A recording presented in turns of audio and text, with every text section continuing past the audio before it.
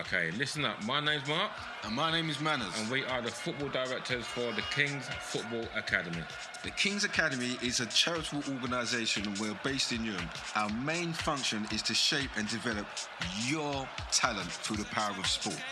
For more information, call 07956 891 068 or 07544 089 664. King's Academy, the power of sport. So tell me, what does mental health look like? Does it look like me? Does it look like you? Or does it look like anybody and everybody? Because let's face it, we can all suffer with it. So if you feel that mental health is affecting you, visit your doctor or a mental health specialist, because these things can happen to the best of us. Are you a Jamaican land or property owner living in the UK? Do you want to complete a property or perhaps start your dream house build? JA Land and Property Services could be for you. A reliable, trustworthy and friendly service for all your land and property maintenance needs. For more information, visit www.jalandandpropertyservices.com or email inquiry@jalandandpropertyservices.com or WhatsApp Seychelle Gale on +1 876 867 6567. That's +1 876 867 6567. Your number one online radio station, Vision Radio 345. Vision Radio 345. Stop stress and worry. Vision 345 have everything cook and curry. All you need to do is just put your hand on the dial and story. That's right, put your hand on the dial and story. This is Vision Radio 345 with my guest, Kelvin Burnnett. How you doing, Kelvin? Not bad, all good. Good. All good. How's things going with you? Things are going good. Yeah, family's all right. Good. Friends are good. You're good. Yeah, I'm good. I'm all good. So we're going to talk about a topic today which you had some kind of interest in and got some views and opinions about. So your topic is what, gender identity in education and how that looks. Gender identity in education. I'm speaking from a parent's point of view. And my concern is our children have enough on their plate as it is in regards to education. Do they need further information about gender identity? Because let's face it, they've got to sort their maths, their English, geography, drama, whatever, out, and to make sure that they get credible qualifications to move them up the ladder. So what you're saying is that the gender identity issue that they have, they shouldn't be worrying about that at the moment. They should be more concerned about getting their grades. Is that so equally important up against the grades? Is it? That's the question that I am posing to you, the viewers, because I've been asking this same very question myself over a number of years now. Right. My children are big, but I am concerned about I'm going to call them newbies that are coming through. Okay. Let me make one thing clear. I am all for inclusion. But it's the way that it is being conducted that I am not sure about. Okay. On that note, just hold that thought right there. If you want to give us a call or drop us a text, please do on 07585 364475, or you can email us at visionradio345@gmail.com. We're going to hold it there, and we're going to be back after this to continue the conversation about gender identity and education. As Kelvin clearly explained, that he has concerns. I have concerns as a parent. And if you do have concerns as a parent, again, please drop us a text 07585 364475 or email us at visionradio345@gmail.com. I should know the station I'm on because I'm on the station. Why you don't know the email? Oh my gosh. Listen, we'll be back after this. I don't go nowhere.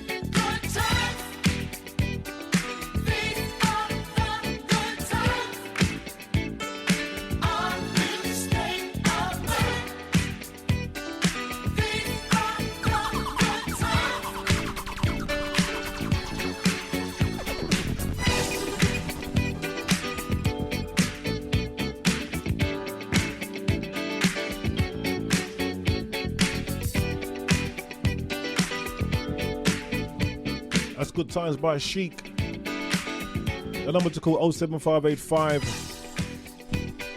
364475. My special guest, Kelvin Burnnett, in the studio. Hello again. Kelvin, we're on this topic regarding gender in education. So can we just pick up on that for our listeners who's just joined the show? Yeah, again, as a parent, I am concerned about gender identity in regards to joint efforts of our kids having to focus on education as well as focusing on gender identity.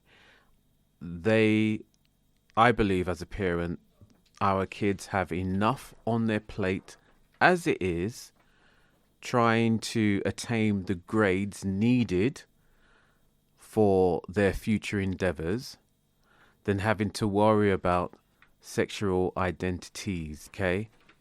It should not be a burden upon the young people out there, from what I see.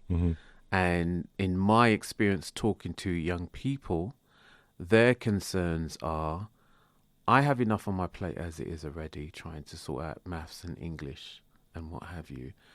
Why do I now need this other information bombarding me when I should be just focusing on what is needed now? So are there any students out there who have this same view on, what we're talking about in terms of the young person is now struggling already to do their revision or whatever they're doing for school, but they're also in that process of growing up, going through puberty, and not just changing generally as a male and a female to, when you start growing up and you've got your hormones going, etc. Now you're having a problem like identifying which way you're going.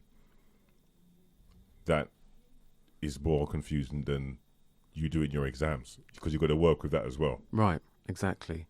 There is time to highlight the awareness of the individual, but the agenda, the focus, catching them early. Yeah. To me, I'm all for inclusion. However, there is a way of doing it without having to bombard the general population, if that makes any sense. Okay. There's quite a few things that can come out of that, because obviously we're looking at male and female young girls and boys who have an identity crisis. That's what I probably call it, identity crisis, in terms of their gender. But just to read something, some research here. Mack and Gold study of Parnell School, 1994, found that male peer groups put boys under pressure not to take schoolwork seriously. There were differences across social classes. So working class boys generally didn't make an effort, part of being male for them being cool and not caring about schoolwork. For them, real boys don't try hard at school, and they are more interested in dotted around like Lads Paul Will studied in 1997. These boys referred to boys that wanted to do well as, I'm not going to say what the word is because obviously it's not right on radio, as different. Indifferent. They said that middle class boys, behind the scenes, many middle class boys would try hard to succeed, but in the public, they project an image of effortless achievement, pretending they weren't really making an effort and being smug when they did well because of this. But the point I'm trying to make with that is that you don't hear them mentioning that they've got an identity problem. No, exactly. Kids know and are aware of their social surroundings, okay? And they pick up on things a lot quicker than us adults do, okay? I'm sure that they are aware of the differences that they face day to day. And I'm sure that they are able to adjust to those differences when it's presented to them. For me, I do not want our children being constantly bombarded with having to make those adjustments. They should have the right to settle within their moods of who the different individuals are and how they would best accept them. Okay, so when you say moods, are you talking about moods as in like feelings here? I'm trying to kind of get some clarification on that part of it. When I say moods, I do mean feelings. I mean personal feelings of individuals who feel that they are changing, who feel that they are going on a different path taken than being on the same path as others. Okay, so when you say others, I mean, so you're saying that a young child is on the path of going through puberty, but then during that path, they decide that, or something comes across to them, or an idea, I would say, comes across, they don't feel the person that they are. Is that what you're trying to clarify? Yeah, wrong word. Wrong word I'm going to use is being normal, because that there is no right or wrong word in a sense, but the wrong word using that as being normal, but they take a different path, a different agenda, and it's stressful enough as it is for young people to be focusing on their maths, their English, their geography, their dramas, and what have you. We should have not an organisation, but we should have a facility where, even though they're going through these changes, they can themselves go and inquire certain what's the word I'm looking for? Certain help from certain bodies. Oh, okay, so where does the parents come into this? Because this is the thing. Well, the parents play a big part in it, because obviously they know their children. So they should be having those conversations. They should be able to aid with those adjustments while those kids are going through the issues of having to perform educationally. So are we talking about the education side now, not the side that they're going through puberty and they've got a different mindset? I'd like to include both. I know it sounds like it's a bit cumbersome, but I'd like to include both, because it's going down the same path, isn't it? In regards to, they have got this agenda that they need to do, okay, and then also they've got the education to run alongside the agenda. All right. For me, that's a bit too much for our little ones. Okay, they need that time to focus on what is needed at hand now. So what is a priority, basically? Yeah. So that your priority is your education, not the fact that you're going through these changes in your body, right? As a young girl or a young boy growing up, and all of a sudden you've got different ideas of who you are. Yeah. So is that where you were going? Yeah, definitely. I'd like to think that the parents out there, have an understanding of your child, and you're able to have that conversation in order to support your child in what he or she or them is going through, because they're going to need you. That's a time when they need you. 7-8 year olds, yes, there can be differences in personalities. However, they're all about play. They're all about getting to know each other. Yeah. They're all about the wonderment of the world and what's happening. They're more focused on that rather than their sexual identity, I would like to say, as a parent. I don't know if anybody agrees with me out there. Okay, the number to call is 07585 364475. I mean, this is a very, very touchy subject, and we're not here to offend anybody. We're just trying to get our heads around it as parents and just putting our views and opinions over to our audience. We're going to take a break and come back, and we want you to give us a call on that number again, 07585 364475, or email us at visionradio345@gmail.com.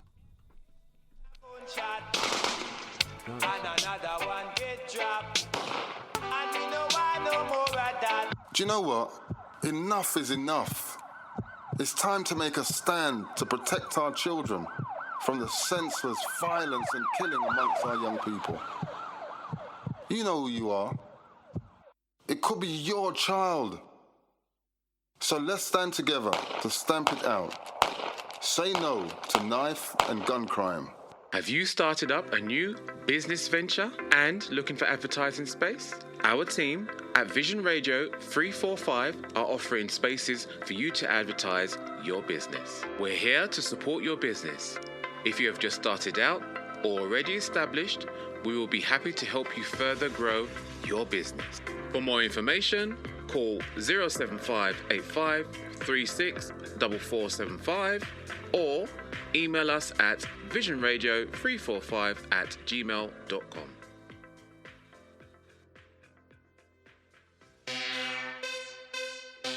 VPI Quality Used Car Sales Limited, Kerbrick Business Estate, Unit 6, Station Approach, London E7 0HU.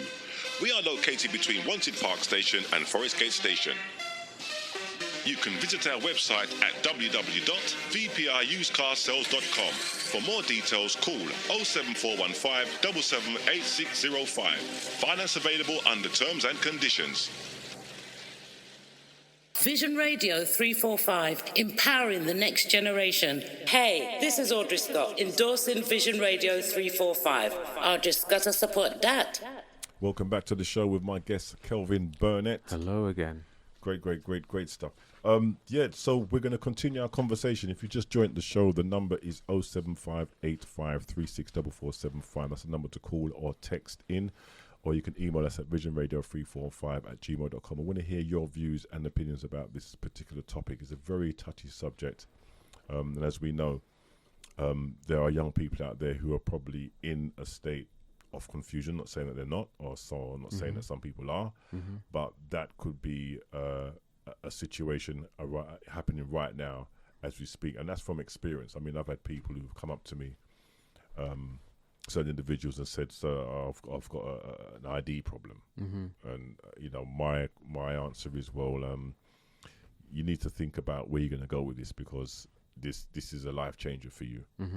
But you need to really sit down and actually know who you actually are. And I'm going to be frank. I said to the student, if you need be, just go and ask your mum to show you your birth certificate, and that will confirm everything. That's exactly what I told her. I don't know if she thought about it or not, but what I heard after that, she was settled and married, had kids, and she's all good. That's just my way of dealing with that particular individual. But as you said, these subjects are very very touchy in that respect. So moving on, Kelvin, what did you want to say about the subject continuing? Right, so again, for me, and let me make it clear again, I'm all about social inclusion. I am, very much so. My concern is that it's a way that it's being dealt with that I don't agree with. The impact on our kids and the things that they have to go through in order to adjust to society is too much in my book, as far as I'm concerned. It is too much. They are creating a society where anybody is able to do what they want when they want, and that is not, for me, in my eyes, that is not the way to go about things, as far as I'm concerned. Certain keywords are used on our young people to now put them in categories and in boxes, which I don't agree with. Everybody should have a chance and the ability to achieve. But it seems like this sort of like set routine is instilled from since the age 8, 9 onwards. Like, for example, you've got young ladies who may want to consider being mechanics, but it's too macho for them to be a mechanic. Yeah. Okay. But that's changed, isn't it? It's changed now, which is good. However, even though it's classed as boys' work, or men's work, we should be in a society now where anybody can be a mechanic without having to worry about their gender identity. Okay. And if somebody wants to be, I don't know, working in theatre. Mm-hmm. It's not only the gay society that should be or have the right to do that. Right, maybe being the wrong word. Anyone straight, anyone of an LGBT identity should be allowed to do whatever they want when they want. But for me, going back to education, I think our kids are too young to be worrying about their gender identities at that moment in time, age 7 and 8. So that's your main concern, is that issue where they're at that age and they're being not necessarily forced to, but it is being implemented inside of certain schools around England and so forth and so on. That is okay. Yeah. As you said, like inclusive. Now, how does inclusive look to a parent who's listening to this? Does inclusive mean the same thing?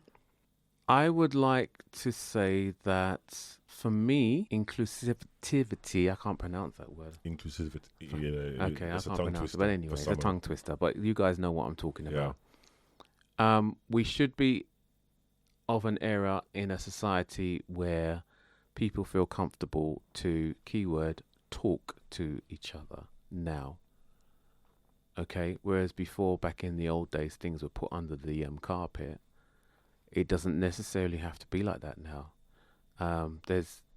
We can have conversations had by all in regards to individual needs. Okay, there are a lot of establishments out there that can help with conversations. You've got your parents. I hope the parents are understanding in regards to their students, in regards to their, their pupils. And you've got schools that can help with your decision making in regards to who you are. But I would just like to say that it shouldn't have to be alongside education that important at that moment in time. The children should be allowed to live. They should be allowed to live, and they should be allowed to find things out for themselves. I kind of agree and disagree, because once you let a child get to the point where they're exploring themselves, so to speak, or exploring life,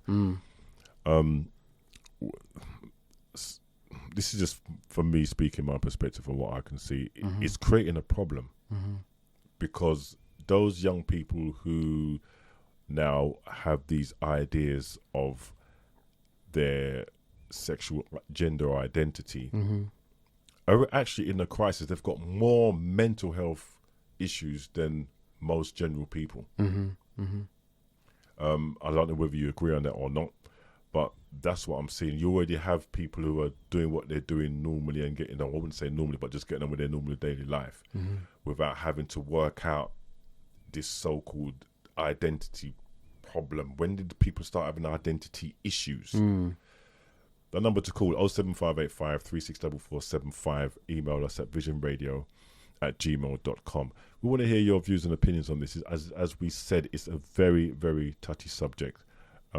So we'd like you to leave some answers, or if you've got any thoughts on that, please give us a call or text 07585 364475. My guest, Kelvin Burnnett.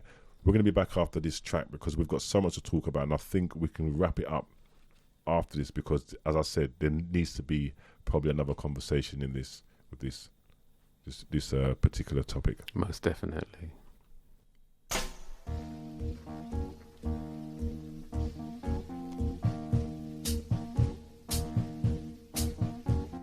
Your number one online radio station, Vision Radio 345. Vision Radio 345.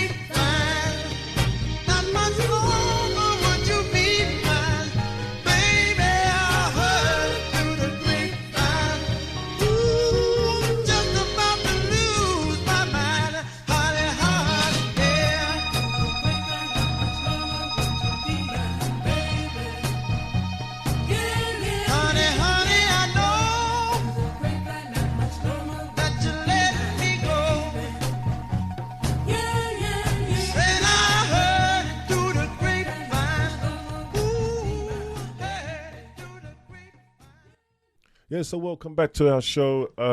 I'm here with Kelvin Burnnett. We're going to have a summary of this because obviously we have been talking about this off air and there's so much stuff to pick out and unwrap and re-talk and have more conversations around. So Kelvin, what is your summary on this topic for today? So for me, the emphasis is education. Young people, young children do not need to worry about at the moment their sexual identities. It's hard enough going through school, trying to educate one's self when you're also on top of it trying to figure out who you are sexually. Yes, you have your parents to have conversations with. If that's not the case, you have other organizations that you can have conversations with also. Okay, but the main emphasis, step at a time. Just focus on one thing, which is your education. You have enough time as individuals to understand who you are, where you've come from, and where you're going to be going.